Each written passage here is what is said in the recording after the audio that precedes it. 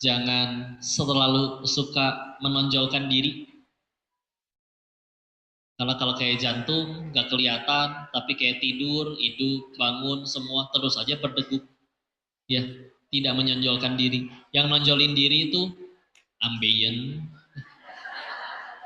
bisul, kutil, jerawat, semua yang nonjolin diri ternyata nggak baik ya Bu ya. Makanya kalau misalkan Ibu amat sangat sering menonjolkan diri, nanti gampang kecewa terus.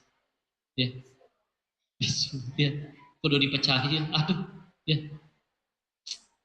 gitu aja. Naudzubillah.